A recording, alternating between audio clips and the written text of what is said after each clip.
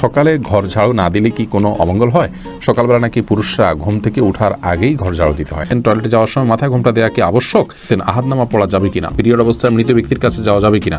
ঋণ পরিশোধের জন্য কিছু একটা আমল বলুন। জিকির ও ছোট ছোট দোয়া পাঠ করার সময় কি টেনে টেনে পড়তে হবে? অবাধ্য সন্তানকে বাধ্য করার কোনো উপায় আছে কি? নামাজ সূরা ফাতিহার পর আরেকটা সূরা পড়ার আগে বিসমিল্লাহ পড়া কি আবশ্যক? মানুষ মারা গেলে মাইকিং করা জায়েজ আছে কিনা? বাথটাবে গোসল করতে প্রয়োজন থেকে অতিরিক্ত পানি খরচ হয়, এটা গোসল করলে কি পানি অপচয়ের গুনাহ হবে? তাহাজ্জুদ নামাজ কি ঘর অন্ধকার করে পড়তে হবে? এর কোনো ভিত্তি আছে কি? মহিলাদের সিজদা দেওয়ার নিয়মটা বলুন, আর সিজদা দেওয়ার সময় পেট উরুর সাথে লেগে থাকলে কি নামাজ হবে কিনা? অসুস্থতার কারণে কেউ অযাচিত লোম 40 দিনের মধ্যে পরিষ্কার করতে অক্ষম হলে কি নামাজ আদায় হবে? মুখের তিল বা আঁচিল উঠানো কি হারাম? মৃত ব্যক্তির জন্য হাফেজ ডেকে কোরআন খতমা মিলাদ দিলে মৃত ব্যক্তির কোনো লাভ হবে? কোরআন ধরে ওয়াদা করার পর সে ওয়াদা ভঙ্গ করলে কি পরিণতি হতে পারে? ফজর নামাজের আজানে আসসালাতু খায়রুম মিনান নাওম বলার সময় আমরা উত্তরে কি পড়ব? আমাদের দেশ সচরাচর দেখা যায় মৃত ব্যক্তিকে গোসল দেওয়ার পর গোসল দেওয়ার স্থানে 41 দিন পর্যন্ত কাউকে যেতে মানা করা হয়। সেখানে সন্ধ্যাবেলা 41 দিন পর্যন্ত আগরবাতি বা মোমবাতি জ্বালানো হয়। এটা কি শরীয়ত সম্মত? গর্ভবতী মেয়েরা যদি ব্যাক পেনের কারণে বসে নামাজ আদায় করেন তাহলে কি সঠিক হবে? দুশ্চিন্তা থেকে মুক্তির উপায় কি? প্রতিবন্ধী শিশুরা কি বাবা মায়ের পাপের ফসল? ওযু করার পর প্রাইভেট অর্গানে হাত স্পর্শ করলে কি ওযু ভেঙে যাবে?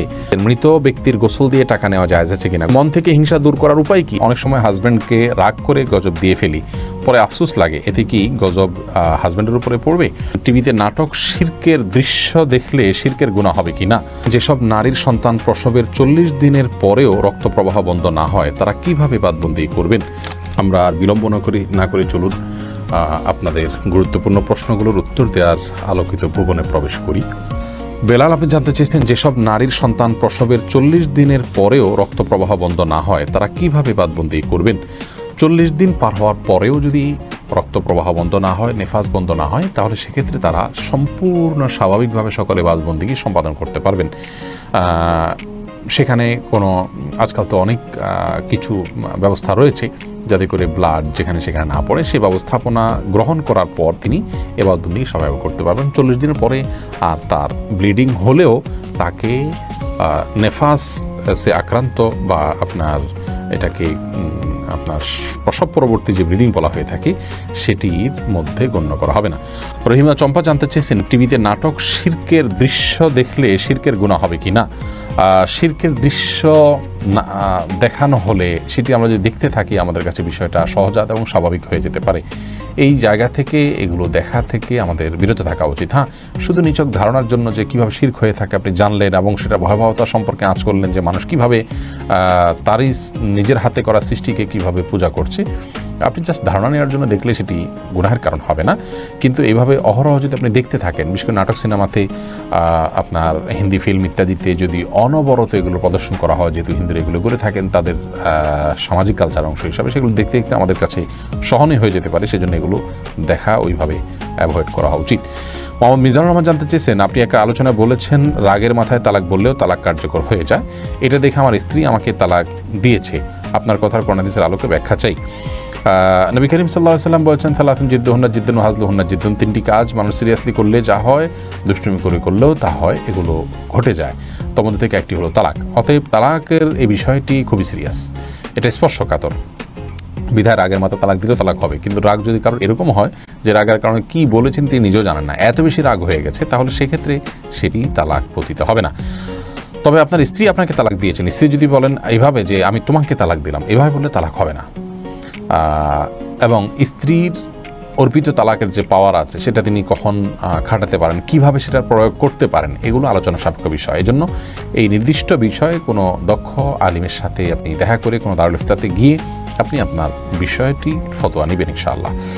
এরপরে উম্মে সালমা রিহা, আপনি ইউটিউব চ্যানেলে প্রশ্ন করেছেন, অনেক সময় হাজব্যান্ডকে রাগ করে গজব দিয়ে ফেলি, পরে আফসোস লাগে, এতে কি গজব হাজব্যান্ডের উপরে পড়বে? না বোন, এর কারণে হাজব্যান্ডের উপর গজব পড়বে না। কোরআন কারীমের এই আয়াত থেকে স্পষ্ট বোঝা যায় যে রাগের মাথায় যখন মানুষ এই ধরনের বদদোয়া দিয়ে ফেলে, আল্লাহ রাব্বুল আলামিন সেগুলোকে বাস্তবায়ন করেন না। এবং তবে এটি একটা অন্যায় কাজ। মুমিন কখনো মানে কথায় কথা অভিসম্পাদকারী হতে পারে না। নবী করিম সাল্লাল্লাহু আলাইহি ওয়াসাল্লাম বলেছেন, ঈমানদার কখনো লাআন হয় না, লাআনত করবে, অভিসম্পাদ করবে, বদদোয়া করবে কথায় কথা, এটি ঈমানদারের চরিত্র নয়। অতএব সবর এবং ধৈর্যের পরাকাষ্ঠা প্রদর্শন করতে হবে ভালো ঈমানদার হওয়ার জন্য। এরপরে মনিরা মনি জানতে চেয়েছেন মন থেকে হিংসা দূর করার উপায় কি। কারোর প্রতি যদি হিংসা হয় তার জন্য বেশি বেশি দোয়া করবেন, তাকে বিশেষ উপঢৌকন দিবেন, হাদিয়া দিবেন, তার কল্যাণ চেয়ে আল্লাহর কাছে আরও বেশি দোয়া কামনা করবেন, দোয়া করবেন। এগুলোর মাধ্যমে ইনশাআল্লাহ মন থেকে আপনার হিংসা দূর হবে। এগুলো শুধু পরামর্শ, কোন হাদিস থেকে বাতানো কোনো আমল নয়। সেই সাথে আপনার অন্তরকে পরিচ্ছন্ন করবার জন্য আল্লাহ তাআলার কাছে দোয়া করবেন। আল্লাহুম্মা তাহির কলবি মিনান নিফাক ওয়া আমালি মিনার রিয়া ওয়া লিসানি মিনাল কিযব ওয়া আইনি মিনাল খিয়ানা। এই সমস্ত দোয়াগুলোতে আমাদের অন্তরকে পরিচ্ছন্ন করা, বিভিন্ন অঙ্গ প্রত্যঙ্গকে গুনাহ থেকে পরিচ্ছন্ন করার জন্য আল্লাহর কাছে সাহায্য চাওয়া হয়। সেভাবে আল্লাহর কাছে আমরা সাহায্য চাইব। আর যার প্রতি হিংসা হয় চিন্তা করবেন যে এটি আল্লাহর ফয়সালা। আপনি যদি তার হিংসা করেন তাহলে কেমন যেন আল্লাহর ফয়সালাকে আপনি মানছেন না, কেমন জানি আল্লাহর ফয়সালার বিরুদ্ধে আপনি অবস্থান নিচ্ছেন। এটি অত্যন্ত গর্হিত এবং জঘন্য একটি বিষয়। সেটি আমরা যখন চিন্তা করব, কল্পনা করব, ভাববো, তখন ইনশাআল্লাহ বিদিনিল্লাহ বিষয়গুলো আমাদের কাছে সহনীয় হবে, সহজ হবে। আমাদের মধ্যে আর হিংসা থাকবে না যে আল্লাহ তাকে দিয়েছেন, এতে আমার খারাপ লাগবে কেন? আল্লাহ পছন্দ করেন দেখেই তো দিয়েছেন। অথবা আল্লাহর ফয়সালা আমার আপত্তি থাকলে তো ঈমান নিয়ে টানাটানি হবে। হ্যাঁ, আল্লাহ আমাকেও দেখ, সেটি ভিন্ন বিষয়। আবু বকর সিদ্দিক ওয়াইজ এআডি থেকে আপনি জানতে চেয়েছেন মৃত ব্যক্তির গোসল দিয়ে টাকা নেওয়া জায়েজ আছে কিনা। গোসল দেওয়াটা মুসলিমদের কর্তব্যের অংশ, দাফন, গোসল, কবর দেওয়া। এই জন্য এগুলো দিয়ে কোনো মানুষ সেগুলো করে টাকা নেওয়াটা তার জন্য উচিত নয়, এটা জায়েজ নয় তার জন্য। নামাজে সূরা পড়ার ব্যাপারে কি ধারাবাহিকতা মানতে হয়? ধারাবাহিকতা রক্ষা করা উত্তম, ভালো। যদি কোনো কারণে ধারাবাহিকতা বিচ্ছিন্ন হয়ে যায়, ওলামা ইকরাম সেটাকে মাকরুহ বলেছেন, অপছন্দনীয় এবং অনুচিত বলেছেন। তবে স্বাভাবিক অবস্থায় ধারাবাহিকতা রক্ষা করা উচিত। এরপরে আবু সিদ্দিক হানিফ জানতে চেয়েছেন ঘরে বিড়াল থাকলে নাকি নামাজ হয় না, এটা কি সত্য কথা? না, এটার কোনো ভিত্তি নেই। ঘরে বিড়াল থাকলে নামাজ হবে না, কেন? নামাজ হবে। আর দীপু জানতে চেয়েছেন অজু করার পর প্রাইভেট অর্গানে হাত স্পর্শ করলে কি অজু ভেঙে যাবে? ইমাম আবু হানিফা রাহিমাহুল্লাহর মত অনুযায়ী অজু ভাঙবে না, এবং এর সপক্ষে অনেকগুলো দলিল এবং যুক্তি আছে, বিভিন্ন স্পষ্ট হাদিস রয়েছে। যদিও অনেক ইমামদের মতে যদি কোনো আড়াল ছাড়া স্পর্শ, মানে সরাসরি স্পর্শ করেন, তাহলে সেক্ষেত্রে অজু ভঙ্গ হবে। মোহাম্মদ মোজাম্মেল হোসেন আপনি জানতে চেয়েছেন প্রতিবন্ধী শিশুরা কি বাবা মায়ের পাপের ফসল? প্রতিবন্ধী শিশুরা কখনোই বাবা বা মায়ের কিংবা বাবা মা উভয়ের কোনো পাপের ফসল হতে পারেন না। আল্লাহ রাব্বুল আলামিনের অমোঘ বিধান হলো একজনের পাপের প্রায়শ্চিত্ত আরেকজনকে করতে হয় না, একজনের পাপের বোঝা আল্লাহ রাব্বুল আলামিন আরেকজনের উপরে চাপান না। বাবা মা যদি পাপ করে থাকেন তো তাদের পাপ তাদেরকে পাবে, তাদের পাপের কারণে সন্তান প্রতিবন্ধী হবে এমন কোনো কথা ইসলামী শরীয়ত অ্যালাউ করেন। এটা সম্পূর্ণ ভুল এবং কুসংস্কারাচ্ছন্ন একটি বিশ্বাস। এই বিশ্বাস থেকে আমাদেরকে বেরিয়ে আসতে হবে যদি কারোর মধ্যে বিশ্বাস থাকে।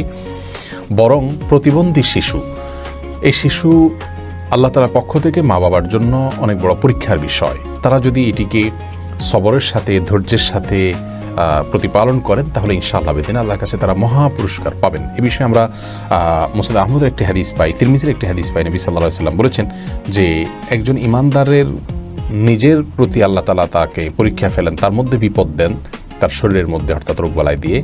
আবার কখনো তার সন্তানকে দিয়ে তাকে আল্লাহ তাআলা পরীক্ষা করেন। আবার কখনো সম্পদের মধ্যে কোনো প্রকার ক্ষয়ক্ষতি দিয়ে আল্লাহ তাআলা পরীক্ষা করেন। হাদিস থেকে বোঝা যায় যে সন্তানের মধ্যে কোনো প্রকার ক্ষয়ক্ষতি হওয়া, সন্তান বিকলাঙ্গ হওয়া কিংবা প্রতিবন্ধী হওয়া, এগুলো সবগুলো আল্লাহ তাআলার পক্ষ থেকে পরীক্ষা।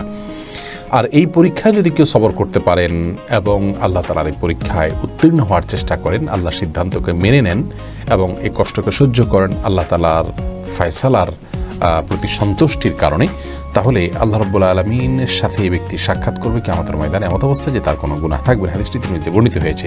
অন্য আরেকটি হাদিসে আসছে নবী সাল্লাল্লাহু আলাইহি ওয়াসাল্লাম বলেছেন ইন্না আযামাল জাযাই মা আযামিল ওয়ালা, নিশ্চয়ই আল্লাহ রাব্বুল আলামিনের পক্ষ থেকে পরীক্ষা যত বড় হবে তার জন্য পুরস্কারও তত বড় হবে। অতএব কোনো বাবা মা যদি প্রতিবন্ধী সন্তান জন্ম দেন তাহলে তাদের জন্য এটি অনেক বড় পরীক্ষা, তাদের প্রতিদান আল্লাহর পক্ষ থেকে অনেক বড় হবে ইনশাআল্লাহ বিদিনা, যদি তারা সবর করতে পারেন। মুসনাদ আহমদের এক বর্ণনায় এসছে যে নবী সাল্লাল্লাহু আলাইহি ওয়াসাল্লাম বলেছেন কোনো ব্যক্তি যখন অসুস্থ হয়, রুগ্ন হয় বা তার শরীরে কোনো ত্রুটি থাকে, কোনো প্রকার প্রতিবন্ধকতা থাকে, তখন আল্লাহ রাব্বুল আলামিন ফেরেশতাদেরকে বলেন যে আমার বান্দা যতটুকু আমল করতে পারে এই তার প্রতিবন্ধকতা নিয়ে সেটুকু তোমরা লিপিবদ্ধ করো তার জন্য। এরপরে তাকে যদি আমি সুস্থতা দিয়ে দেই তাহলে তো যেটুকু তার অসুস্থতা ছিল, প্রতিবন্ধকতা ছিল, সেগুলো থেকে এটি কাফারা হয়ে গেল এই কষ্ট সহ্য করার কারণে। তার কোনো গুনাহ, ভুল, ত্রুটি, বিচ্যুতি ইত্যাদি থাকলে সেগুলো আল্লাহ কাফারা দিয়ে দিবেন। আর যদি সেই ব্যক্তি অবস্থায় মৃত্যুবরণ করে তবু আল্লাহ তাআলা তার প্রতি অনুগ্রহ করবেন, রহমত করবেন এবং তাকে মাগফিরাত নসিব করবেন। অতএব বিকলাঙ্গ হওয়া এটা কোনো দোষের বিষয় নয়।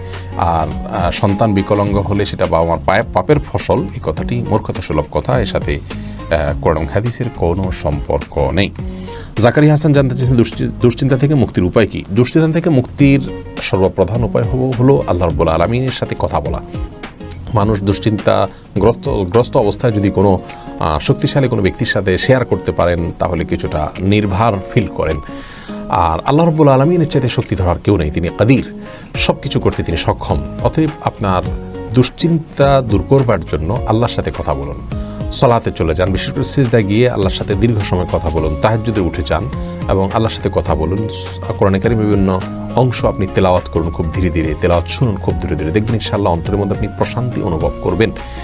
আলা বিযিকরিল্লাহি তাতমাইন্নুল কুলুব, আল্লাহ বলেছেন অন্তর প্রশান্ত হয় আল্লাহর স্মরণে। অতএব আল্লাহর স্মরণ করা মুখে, অন্তরে, কোরআন তেলাওয়াতের মাধ্যমে, সলাতের মাধ্যমে, এগুলোর মাধ্যমে ঈমানদারের অন্তরকে আল্লাহ তাআলা প্রশান্ত করে থাকেন। আল্লাহর দিকে যত বেশি ধাবিত হবেন, যত আল্লাহর সাথে সম্পর্ক গাঢ় করবেন, যত আল্লাহর সাথে সম্পর্ক নিবিড় করবেন, যত আল্লাহর সাথে কথা বলবেন, তত বেশি ইনশাআল্লাহ বিদিনা দেখবেন অন্তর প্রশান্ত হবে এবং দুশ্চিন্তা থেকে আপনি রক্ষা পাবেন। দুশ্চিন্তা এটাকে অনেক সালাফ বলেছেন জুনদুম মিন জুনুদিল্লাহ, আল্লাহ তাআলার বাহিনী সমূহের মধ্যে থেকে একটা বাহিনী।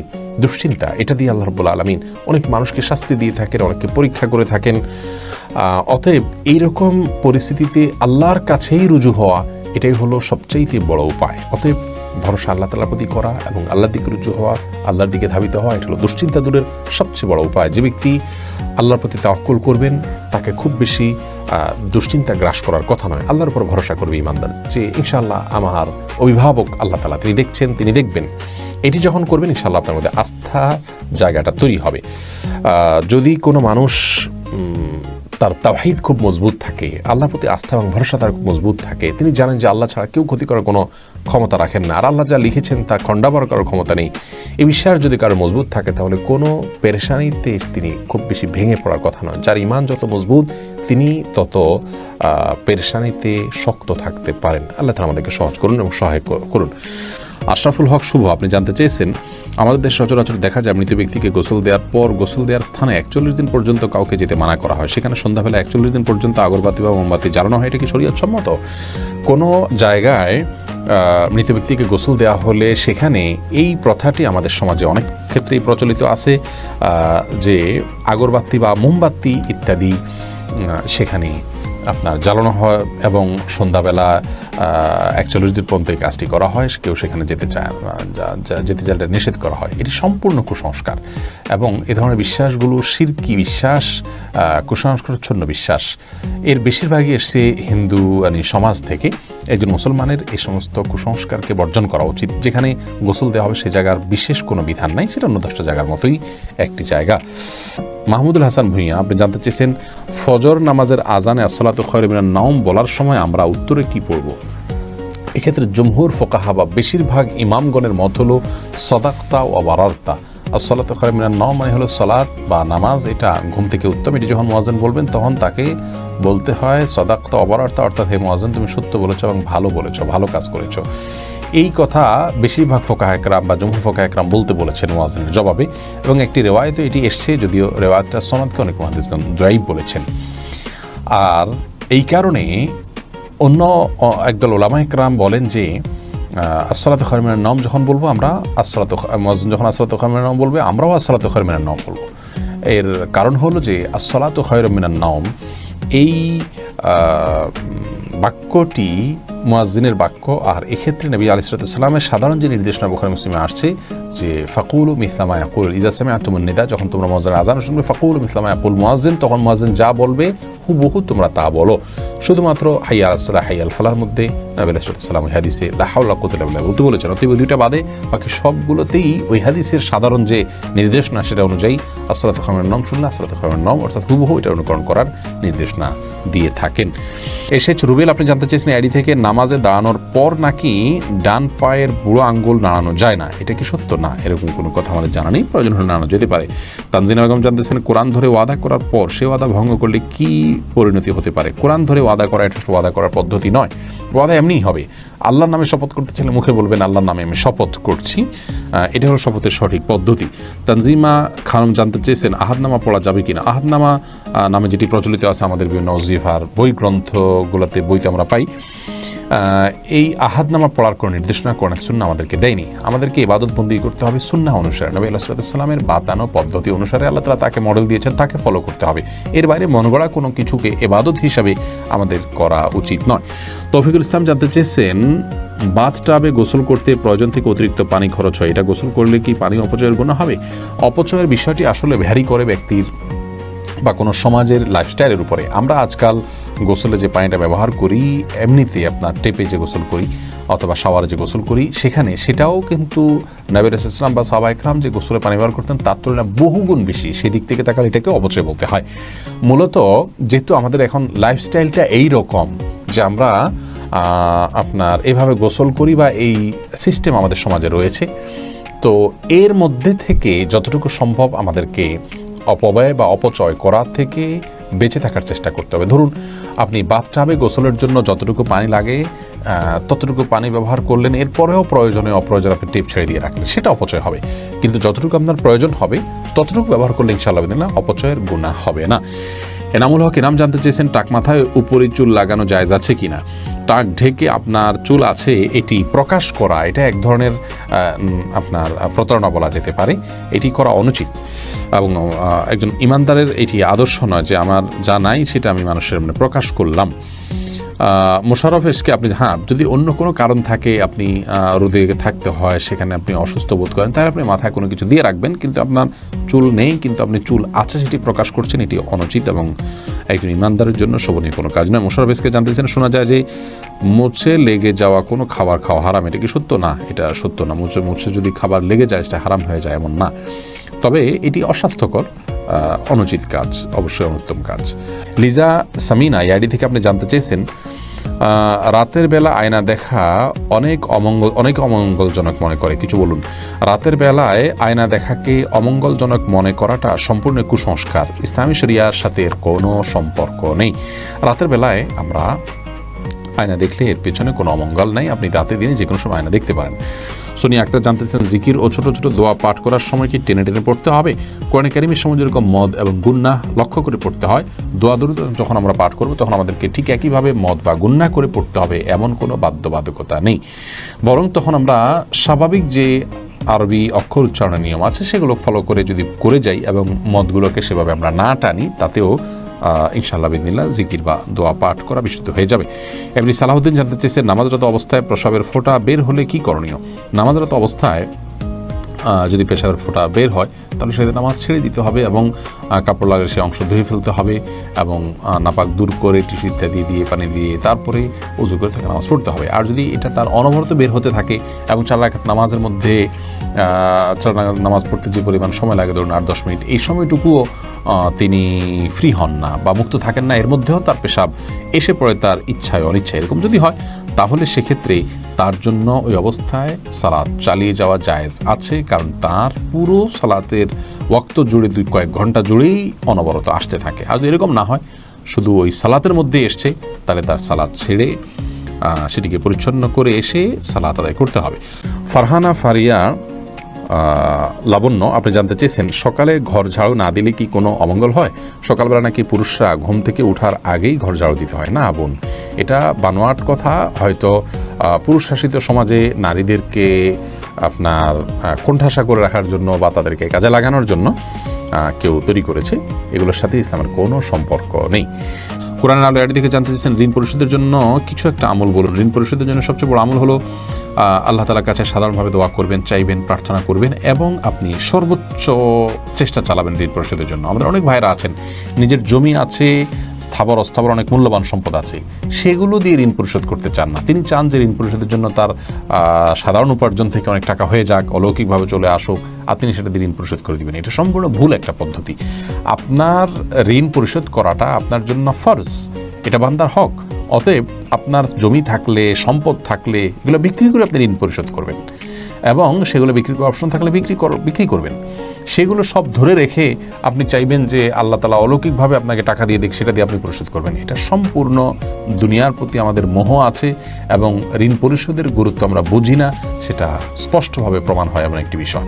বিধায় এমনটি করা উচিত না। সেই সাথে ঋণ পরিশোধের জন্য কিছু দোয়া আছে, আল্লাহুম্মা কফিনি ফিনি বিহালালিকা আন হারামিকা ওয়াগনিনি বিফাদলিকা আম্মান সিওয়াক। আরও কিছু দোয়া আছে, ইউটিউব বা ফেসবুকে সার্চ দিলে আমাদের অনেকগুলো ভিডিও আছে, দেখে নিতে পারবেন। সেগুলো আপনি আল্লাহর কাছে সাধারণভাবে পাঠ করবেন, ইনশাআল্লাহ সেই দোয়াগুলো পেশ করবেন। সামিয়া ফেরদৌস জানতে চেয়েছেন, তাহাজ্জুদ নামাজ কি ঘর অন্ধকার করে পড়তে হবে?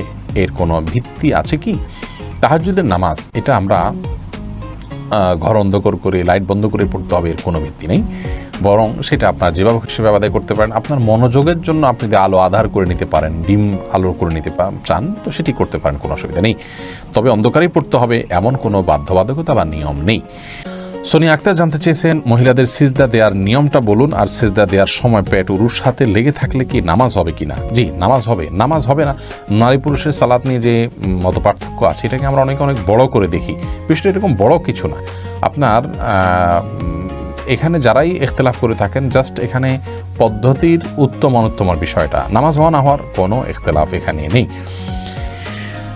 লামিয়া রহমান মোমো জানতে চেয়েছেন, মুখের তিল বা আঁচিল উঠানো কি হারাম? মুখের যে তিল বা আঁচিল আছে এটা যদি দৃষ্টিকটু হয় এবং আমাদের জন্য নানান দিক থেকে ত্রুটিপূর্ণ হয় তাহলে সেটা তোলা যেতে পারে। তবে আপনার আজকাল এই যে সূক্ষ্মভাবে লোমগুলো তোলা এবং এই জাতীয় অনেকগুলো কাজ আছে, যে কাজগুলো আপনার শোভাবর্ধনের নামে আমরা করে থাকি, সেগুলো করা যাবে না। সাদিক জানতে চেয়েছেন, মানুষ মারা গেলে মাইকিং করা জায়েজ আছে কিনা? মানুষ মারা গেলে তার মৃত্যুর সংবাদটা শুধু প্রিয়জনদের জানানো হলো যে তিনি মারা গেলেন, এটুকু মানুষকে জানানোতে দোষের কোনো কিছু নেই। তবে এটা নিয়ে দীর্ঘ আলোচনা আছে, এটা নিয়ে আমরা ইনশাআল্লাহ দিনে কথা বলবো বিভিন্ন কোনো ভিডিওতে। মোহাম্মদ মুস্তাকিম জানতেছেন, ব্যাংকে চাকরি করা কি হারাম? ব্যাংক যদি সুদী হয় তাহলে সেখানে সুদের সাথে সরাসরি সম্পর্ক থাকলে সে চাকরি করা তো অবশ্যই হারাম হবে। খন্দকার ফয়সাল ইসলাম লিমন জানতে চেয়েছেন, গর্ভবতী মেয়েরা যদি ব্যাক পেইনের কারণে বসে নামাজ আদায় করেন তাহলে কি সঠিক হবে? জি, তারা যদি স্বাভাবিক নামাজ পড়তে গেলে ব্যাক পেইন হয় তাহলে সেটা এবং সেটা অসহনীয় হয়, কষ্টকর হয়, রিস্কি হয়, তার জন্য পড়ে যাওয়ার আশঙ্কা থাকে, তাহলে তিনি ইনশাআল্লাহ বসে সালাত আদায় করতে পারবেন। যদি দাঁড়াতে পারেন তাহলে দাঁড়ানোর অংশটুকু দাঁড়ায় সালাত আদায় করবেন। এরপর রুকু সিজদা করাটা তার জন্য কষ্টকর হলে পরে বাকি অংশটা চেয়ারে বসে সালাত আদায় করবেন। আর যদি এটুকুও কষ্টকর হয় তাহলে পুরোটুকুই বসে সালাত আদায় করতে পারেন। আয়েশা সিদ্দিকা জানতেছেন, ফেসবুকে মৃত ব্যক্তির ছবি দেওয়া বারবার কতটুকু শরীয়ত সম্মত? বিনা প্রয়োজনে এটা না করাই উচিত, তবে এটাকে হারাম আমরা বলতে পারবো না সরাসরি। রাকিব হাসান জানতেছেন, অসুস্থতার কারণে কেউ অযাচিত লোম 40 দিনের মধ্যে পরিষ্কার করতে অক্ষম হলে কি নামাজ আদায় হবে? অসুস্থতার কারণে বা কোনো ওজোর কারণে যদি হয়ে থাকে আদায় হয়ে যাবে ইনশাআল্লাহ বিদিনিল্লাহ। আসমাউল হোসনা ফেনু জানতে চেয়েছেন, পিরিয়ড অবস্থায় মৃত ব্যক্তির কাছে যাওয়া যাবে কিনা? যাওয়া যাবে, এতে কোনো অসুবিধা নেই। কাকুলি শেখ জানতেছেন, সাহসিদাতে কি সেজদার তাসবিহ পড়বো? জি, অবশ্যই আপনি সেজদার তাসবিহ পড়বেন। রোশনার খাতুন জানতে চেয়েছেন, মৃত ব্যক্তির জন্য হাফেজ ডেকে কোরআন খতম মিলাদ দিলে মৃত ব্যক্তির কোনো লাভ হবে? মৃত ব্যক্তির জন্য হাফেজ ডেকে কোরআন খতম পড়া, মিলাদ পড়া কোনো শিক্ষা ইসলাম দেয়নি। এটি সম্পূর্ণ আমাদের দেশীয় সংস্কৃতি বা আঞ্চলিক সংস্কৃতি বা আমাদের বানানো সংস্কৃতি। মৃত ব্যক্তি নিজে তেলাওয়াত করলে তার সব তিনি পাবেন, আমরা তেলাওয়াত করলে তার তেলাওয়াত করে তার সব তার জন্য পৌঁছাতে চাইলে সেটি আমার মতো জায়েজ আছে।